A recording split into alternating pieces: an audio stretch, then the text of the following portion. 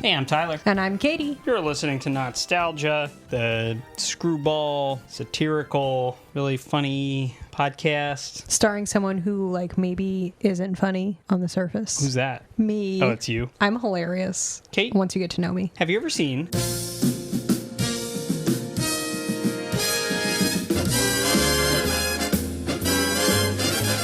The Naked Gun? I've seen a naked person and a gun, but I've never seen the naked gun. Can you describe the poster? It's Leslie Nielsen riding on a bullet, which seems kind of radical. He's almost like surfing. Yeah, he's like surfing on a bullet. It's not like a Dr. Strangelove yeehaw. It's more a Cowabunga kind of situation. Yeah. You're saying this might be a cowabunga? Yeah, this might be a cowabunga category 5. Well, have you ever seen a TV show called Police Squad? No. So the full title of this movie is The Naked Gun, from the files of Police Squad, !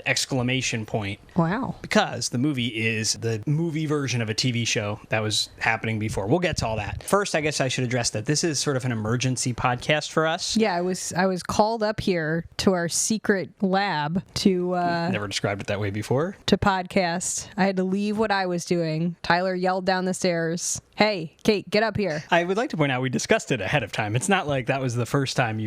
I had to put on my podcast suit, and now your here headphones. And this is one of the many ways that doing this podcast has enriched, altered, ruined our lives. I want to go see The Naked Gun. You kind of want to go see The Naked Gun, the new one. I am. Oh, because I love Pamela. Right. I just love her so much. Guys, you got to watch the Pamela documentary, and then you should probably watch The Last Showgirl, and you should ask yourself, is Pamela a worse actress than almost any other actress? You know, she turns in a pretty good performance. So, we want to go see this movie. For Pamela. Justice for Pam. You know, you've never seen The Naked Gun. No. I don't know how you got through the early years of the gauntlet that was the first few years of us dating without me trying to show you this movie. You sure did make me watch a lot of But this wasn't in there. I truly feel like, having seen the previews for the new one, it's going to reference this a lot. So I do think you should see it, but I also think it's something we would cover on this podcast. So it's like, I almost feel like our hands are tied. It's like, we got to watch this. We got to quickly. We must. And we're not going to release this episode till January 2026. And right now it's August 2025. So who knows if we'll even still be alive, have a country. Oh, I should set it up to auto-publish no matter what happens. So, rewind here. If you're listening to this on some kind of solar-powered battery that's powering your phone, and you're like, I could choose to connect with other survivors in this hypothetical apocalypse scenario, or I could download this episode of Not-Stalgia, and you've decided to download this episode of Not-Stalgia, I just want to say, from us to you,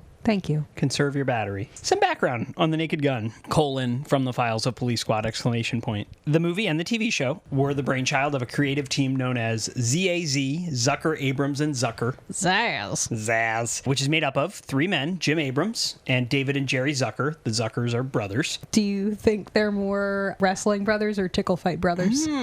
They've got to be tickle fight brothers. You think? They make screwball comedies, you know? You got to show me a picture. I want a picture. They have said, I've heard them on the commentary for Airplane, talk about how important it is for them to have 3 people when making something, so there's always a vote. You got a always, tiebreaker, yeah. Right. Here they are on an airplane, it looks like. Oh, definitely Tickle Fight Brothers. Absolutely.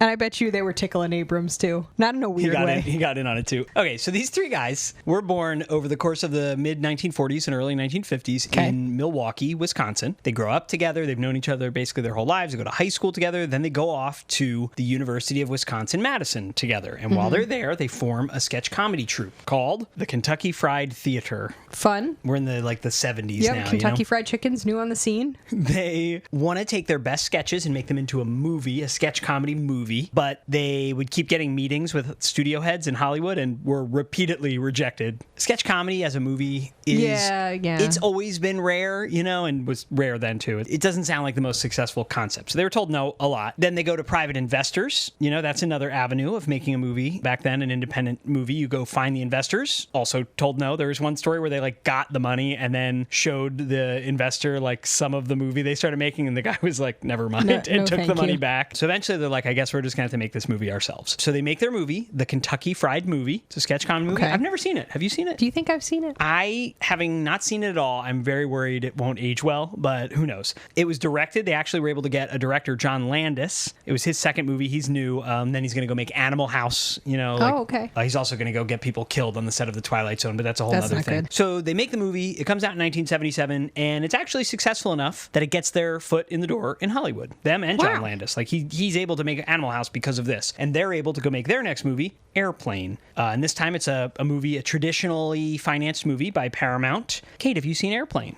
Yes. What do you think of it? I don't think I was in like the right age bracket / space in my life to like understand and or appreciate Airplane. You know what I mean? I don't remember when I saw it, but I can't tell if I was like too young or if I was like too serious, because as we know, I was a capital SK serious kid. So if I was like, what is this drivel? These sweaty people. We watched it at my house when we were teenagers. Had you seen it before that? I think maybe. Like, did your dad show you this? Yeah, this I seems think like a so. movie your dad, Yeah. everybody's dad in the world likes this movie. Yeah, this is a dad it's movie. universally beloved by dads. Okay, so not your favorite. So that It didn't really like land for me, but I don't know if it would land differently no now. pun intended. I don't know if that bodes well for The Naked Gun, but we'll see. It just feels like, and it makes sense now that I'm thinking about these gentlemen's backgrounds, right? That they're in Sketch sketch. comedy. It feels like a bunch of just kind of like loosely Yeah. tied together sketches that happen to take place on this airplane. Airplane came out in 1980. It's considered one of the greatest comedy movies of all time. But the two big takeaways about their process in making it that are going to carry over to The Naked Gun and therefore be relevant for me to say to you right now are this. Number one, Airplane is a very specific spoof. So the 1970s were full of disaster movies. That was extremely popular. Oh yeah, Poseidon Adventure, Towering Inferno, Earthquake. Bing, bing, Guy. bing. And so they're doing broad parody of that, but it's also a specific parody of a 1957 movie called 0 Hour. And I've never watched 0 Hour because I actually feel like I'm going to respect Airplane less if I see it. Like whole segments of dialogue are just that taken, seem so yeah. ridiculous the way they're done in Airplane are right from that movie. Okay, so it's a specific parody. And number two, the thing that they did on Airplane they're going to do again in The Naked Gun is they cast serious actors to do their comedy. Their direction is play this straight. You should not act like you know you're in a comedy. And that's kind of the secret sauce here for Airplane and The Naked Gun. And that Okay. brings us to Leslie Nielsen. Leslie Nielsen, Kate, was born in 1926. I have a picture of him from the 1950s up here when he's in his 30s. That's him on the right. Oh man, that's him in his 30s. 30s were different in the 50s, man. I mean, how old would you have guessed he is hold there? on, let me get a not still. I think he is Make it go. exactly 30. He's in this. probably like He is not just in his 30s, he's 30. There, right there on the right. he kind of is just like that cylindrical shaped 50s quote unquote leading man. Yeah. Right? Like he just wants to he's cut from the same cloth as like a William Shatner kind of, right? Like he's kind of like a bunch of discrete shapes stacked on top of each other. Like he's got like a square head and a cylindrical body. But he doesn't stick out to me in any particular way any more than the other two Yeah, I kind had of like to specify cookie cutter leading men. who he was. Yeah, I in the- wouldn't have picked in the him image out. with three Yeah. people in it because they all do kind of have the, I mean, they're also on a spaceship Yes. with the same uniforms, but Yes. yes, they all have kind of the same look. But he's you're right. doing like the serious, like, I'm going to deliver the line Yeah. delivery. And he doesn't have white hair here, which is like the thing that I Jarring. kind of most associate with Leslie Nielsen. So, a little background. Born in 1926, lives in Canada. He's Canadian. He was an aerial gunner in the Canadian Air Force in World War II when he was 17 because people were Sure, built different back built then. different. Comes back, gets into radio DJing and stage acting. Oh, wow. Kind of like Dick Van Dyke. Like the Canadian so Dick Van Dyke. many of these DVD. guys. Like, I feel like it's almost every man we've talked about that's been in anything that's, from this era. He starts doing a ton of TV and Broadway work throughout the early 1950s. Then he gets what looks like his big break, this movie, 1956, Forbidden Planet. It's like a very iconic science fiction movie. It kind of creates a lot of, or popularizes a lot of what we associate with science fiction. It's a really important movie. Yeah, I can see computers in the back Yeah. that will light up in beautiful jewel tones on Star Trek. I can see everybody's in like this Dr. Evil uniform. Don't quote me on this, but I believe it might be the first movie to take place on a spaceship in Oh, space. wow. That kind of thing, If not the first, it's one of Yeah, the first. space is pretty new at this point. That's true. So he seemed, like you said, poised to become a leading man. He looks like a 1950s. If you asked an AI image generator, 1950s leading man, make me that, it would draw him. It seemed like that was going to be his trajectory. He thought that was going to be his trajectory, and then it just didn't happen. You know, he just ends up kind of being a working actor. He makes his living, but he's more of like a character actor in small roles. He's in Poseidon Adventure, which is kind of interesting because that's a couple years before Airplane. He's in every TV show. He does an episode of like every single TV show throughout the 50s and 60s and 70s. He just, you know, ages and has a whole nice career in Hollywood, but not what he kind of, I think, hoped, which was to be more of a leading man, like a name you would know. He's just one of those actors that you see and you're like recognize him. I saw him in Poseidon Adventure a little bit ago. Right. Yeah. Nobody goes to Hollywood, I don't think, to be like a working actor. Yeah. You know? Yeah. That's no one's dream to be like, I'm going to like do several bit roles per year and no one will know my name. Right. But ZAZ, Zuckers, they are looking for guys like him. They want to make their whole movie Airplane with Leslie Nielsen's, you know, and a lot of the other people in that movie are names that you sort of know, don't know. They're these working actors who are really good at playing it straight. So of course he's one of them who gets cast, and I don't know what it is about him, but he just like kind of pops off screen in Airplane. You know, they all do a good job, but he really does stand out, and they must have liked working with him because he's the one that they're going to be like, oh my God, we love what you're doing so much. We want to build a TV show around you. But it seems like they could have done that with any of those guys because they're all kind of doing the same thing, but there's something about him, and he is very funny in real life. He plays his practical jokes. He has his whoopee cushions and his fart machines. You know, I think he just... Leslie. It's like a shame that he didn't get to do comedy until 1980. For their next project, ZAZ makes a TV show, and this time their spoof is going to be of the detective TV show M Squad, which was on in the late 50s and starred Lee Marvin before he was a big movie star. Their show is called Police Squad, and it ran on ABC from March 4th, 1982 until July 8th, 1982. That is not a long time. It was one short season of only 6 episodes. It got canceled quickly, but Leslie Nielsen played the lead role of Detective Frank Drebin. They always say later, and it kind of sounds like sour grapes, but they always would say later that the network told them they had to cancel it because there was so many sight gags and visual stuff going on in the background that their quote was, you have to pay too much attention to this show, which like Leslie Nielsen would like talk about being disgruntled in interviews later. You know, I kind of believe it. Like people maybe just, it's TV, it's disposable. Yeah. Like why make it so it's hard to follow? It's like just, it's dense like Airplane and full of sight gags and things like that. And it predates everyone having a VCR, where like The Simpsons is like that too, but everyone had a VCR, so you'd record it and pause it and get double the enjoyment. And since the beginning of time, we've all been lamenting that people can't pay attention to anything. It's true. If we weren't doing an emergency podcast, I would make you watch a whole episode of that, but we're not going to do that because I think it'll kind of spoil the movie. Because some of the jokes are definitely recycled. I've never seen the show. I always wanted to, but when I was getting into DVD collecting, the show is not available yet. It has since been released, but I just kind of like missed it and never got around to it. So Nielsen and ZAZ are disappointed. It was so short-lived. ZAZ go off and make their next wacky comedy movie in 1984, Top Secret, starring a young Val Kilmer. Then in 1986, they make Ruthless People, starring Danny DeVito and Bette Midler. For their next film, they're going to reunite with Leslie Nielsen. They're going to take the Police Squad idea and make it into a feature film because they knew it was good. And they call the movie The Naked Gun, From the Files of the Police Squad. Again, Leslie Nielsen stars as Detective Frank Drebin. There's a lot of cast members, but 2 that stand out are Priscilla Presley. Oh, okay. And a young man named O.J. Simpson. Ugh. The movie is written by ZAZ and Pat Proft. It was directed by David Zucker. Do you think O.J. did it? Do I think O.J. did it? Yeah, personally. Yeah. Right? Yes. Like, he definitely did it. I was going to ask you, but yes? Yes. Probably. It doesn't take a police squad to figure that out. It was directed by just David Zucker, which is interesting because they were directing as a team. Even though they all wrote it together. They all worked on it. They all produced it. Anyway. Maybe he won the tickle fight. It premiered on December 2nd, 1988, and the movie did very well. Critically, it was really well received. It was #1 at the box office when it opened. It spawned 2 sequels in 1991 and 1994. It made Leslie Nielsen a comedic leading man. There you go. So his dream of being a known name came true when he was 62 years old, starring in a movie finally. Never give up on your dreams. Isn't that interesting? If you're named Leslie. And he did this for the rest of his life. Many of the movies that he didn't work with ZAZ on that he did this in are not very good. Ooh, interesting. You know what I mean? But he stars in a Mel Brooks Dracula movie.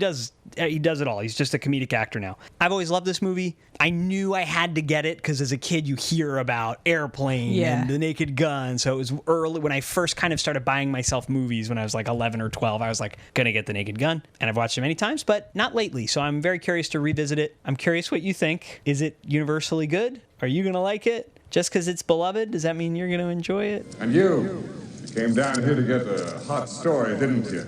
Pictures of me to sell your lousy newspaper. Frank. Sure, you think I'm a big hero, the man of the hour. Well, do any of you understand how a man can hurt inside? Frank, they're not here for you. Weird Al Yankovic is on the plane. If this wasn't an emergency podcast, I think it would have been Leslie Nielsen month. We would have watched Forbidden Planet, then we would have watched Airplane, then we would have watched the Police Squad TV show, and then we would have watched The Naked Gun. And you know what? I realized that that's overkill. That's a bit much. I still would like to do it, but... He's surfing on that bullet. Oh, look, here's a whispery, kind of like reedy flute, so you know you're in the Middle East. So you know you're in Beirut. Here we are in Lebanon. I'm sure this will be handled with great care. Listen, Kate. All right, so we kind of have like all of the world leaders of America's like quote unquote enemies from the 90s, but like some of them are like clearly based on real people. Yeah, like there's Gorbachev, Gorbachev. right? Gorbachev's here. Like Idi Amin is here. Yeah. Like it looks like Ayatollah Khomeini is here. Absolutely. Okay, but Leslie Nielsen is here now, and he's just punching these world leaders. What? Yasser Arafat's With here? a name tag. With a name tag that says Yasser. Come This on, is silly, Kate. Tyler. Leslie Nielsen just wiped off Gorbachev's famous port wine birthmark with a hanky. He's punching the Ayatollah Khomeini like a speed bag. He's doing Three Stooges. This is too much already. I'm done. I'm out. It's just like you have to think it's also, because now we're doing the movie version in 1988, it's also like a parody of like action movies, you know? Yes, yeah. The international cabal of terrorists. Yes, yeah. Leslie Nielsen's really like mugging a lot for the camera. Like he's breaking the fourth wall a lot. There's going to be a lot of slapstick. There's a lot of slapstick here. There's Priscilla Presley. I shouldn't have told you. If you saw these names in the here. credits, you'd be like, what? Oh, Ricardo Montalban. Got a good cast. I just can't believe O.J. Simpson is here. Oh, yeah. You know, and that was just the equivalent then of like, who's a sports person Of that's... oh my gosh, what's his name? Marshawn Lynch. Yes, who's in a bunch of movies right now, doing a great job. He's a good actor. Right. I'm not mad when I see Marshawn Lynch in a movie. Right, and He makes me laugh every time. That's the equivalent of this. You know, it's a normal trajectory for some athletes. So this intro, there's like a lot of visual gags going on with the...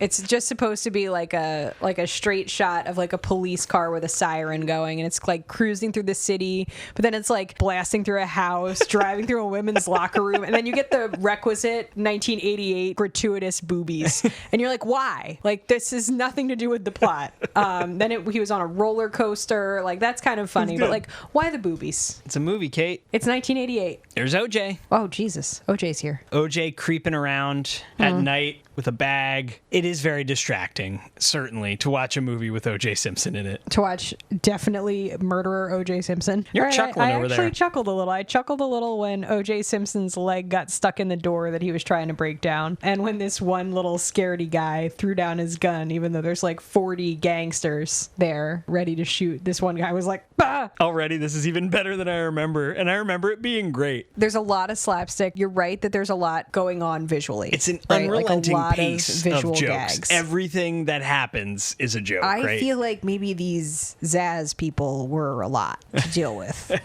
just interpersonally. You know I love this joke as a kid. Weird Al. Did you freak out when you saw Weird Al Yankovic in this movie? Absolutely. That's a funny joke though when he goes up to the podium and is talking about how hurt he is inside. I laughed. It's a fun little detail that Leslie Nielsen is a really, really bad driver. Every time we see him pull up somewhere, smashes into something. Because it's supposed to be like when you watch a cop procedural, it's like, oh, these policemen, they're such good drivers. Like, they're so good at everything. Like, it's a funny little detail. Tyler, why would they do this? So this room that Ricardo Montalban is in is absolutely full of breakable objects. How would you feel if you were in this room? Nervous. Always hate it. Ever since I was a little kid, I hate it. Like if my mom wanted to go shopping in some sort of store with lots of glass things, it would make me so nervous. So you can see some of the jokes coming, but that's the best part. Kind of has like Rocket Man has like a little bit of its DNA from this, right? Oh yeah,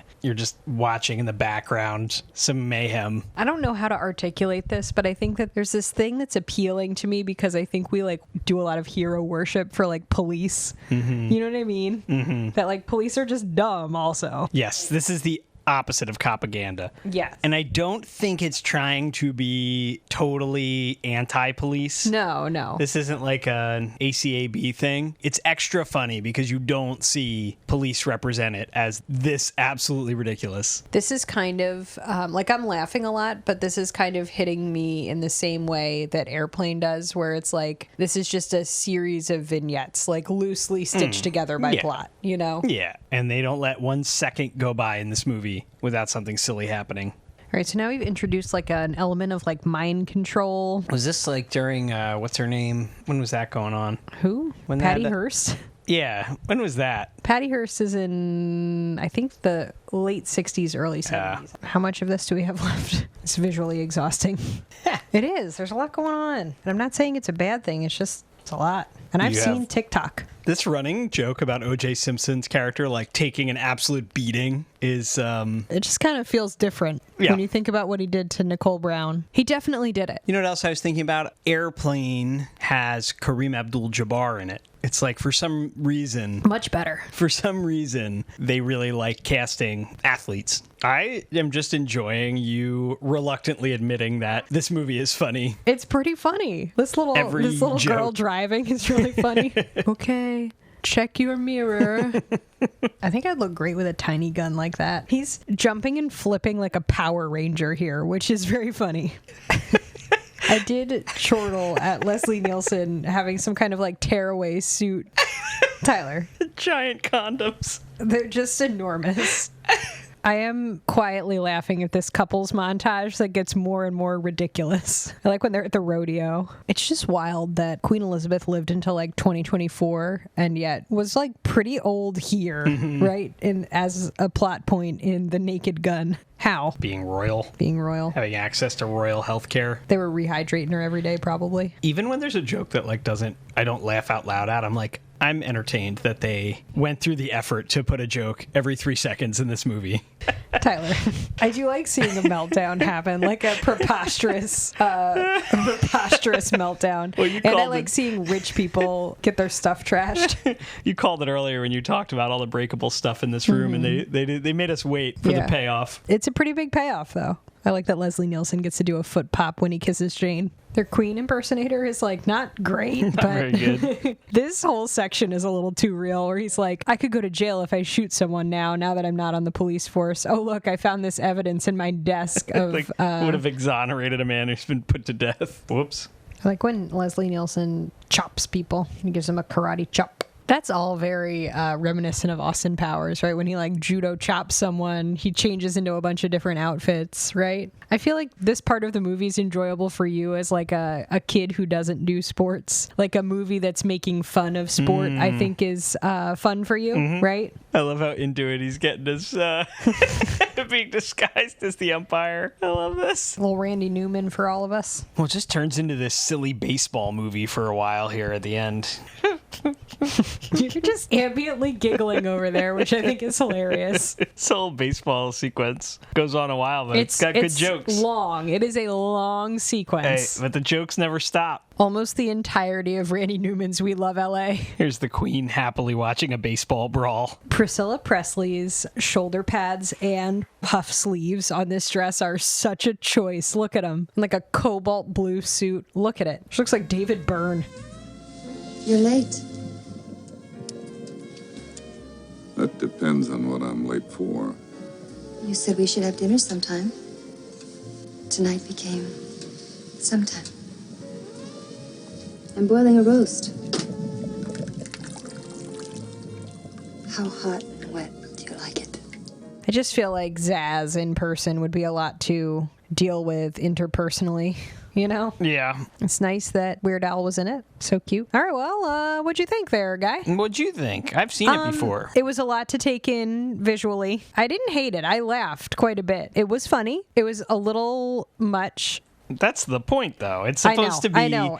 That's the point. Overstimulatingly humorous. You Yes. know, everywhere you look, there's something funny going on. I think sometimes things are a little funnier, maybe when they're not. They don't give you a break I don't right. get a break to like enjoy the humor that's happening, because the second that you take in a joke, there's another joke, and it's like, okay, that's quantity. It's a quantity game. It Kate. is. That's it the is. style, you know. But they threw a lot of jokes at me, and I laughed at some of them. So, what does that say? That's a success, I would say. This is like the opposite of the Cool Sheet Classics. I feel like, you know. Yes, this is optic nerve damage.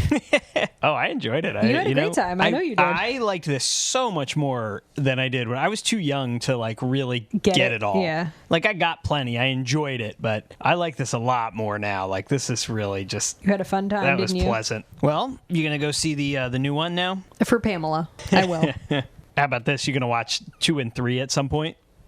Not in a rush. Probably. You didn't like it that not. much. Well, you know who's in kind of the Pamela role in, I think, 3 is Anna Nicole Smith. Oh, R.I.P. Interesting. I don't remember. It's funny watching this. I couldn't remember what jokes I remembered from this or the sequels until sitting down and actually watching this one again and being like, oh, some of those other things must be from the sequels. But it's like almost too much of a good thing. You know, Yeah. it's like how many times can you make this movie? You know, like obviously there's lots of opportunities for jokes, but no, I thought that was a real good time. Thanks for watching it, Kate. And you know what? Last thought. Go ahead. When the movie first started and we were doing this sort of world leaders scene, one of your first statements was, oh, I bet you they might not handle this well. I would like to point out, I feel like this movie was not that racist. Shockingly, Right? Not super racist. It didn't like rely on race for a lot of like never. jokey stuff, That, like, with never the exception happened. of that first scene where. But I just mean throughout the film, that never really came up. I actually think overall the humor in this, I'm just realizing right now. For before 88, it probably the holds best up they could do. pretty nicely, you know? They did like one thing where Frank Drebin accidentally shot his tranquilizer instead of at the assassin. He hit a lady in the stands who fell on the assassin, and it's like, she was a larger woman, but like they didn't even that wasn't even the big point of that much, you know? That's the only thing I can think of. I just think I'm kind of impressed by how this has aged. That's all. I wasn't enraged. Because you certainly would have pointed it out Sure had would've. it not aged well. All right, The Naked Gun, an emergency podcast. Woo, woo, woo, woo, woo, woo. Oh no, boobs. This is the Police Squad. Leslie Nielsen. O.J. Simpson. This is not the Police Squad. Priscilla Presley. Ricardo Montalban. Mikhail Gorbachev. I knew it. And Reggie Jackson in his first dramatic role. The Naked Gun from the files of Police Squad. Everyone should have a friend like you. Rated PG-13. Starts Friday, December 2nd at theaters everywhere.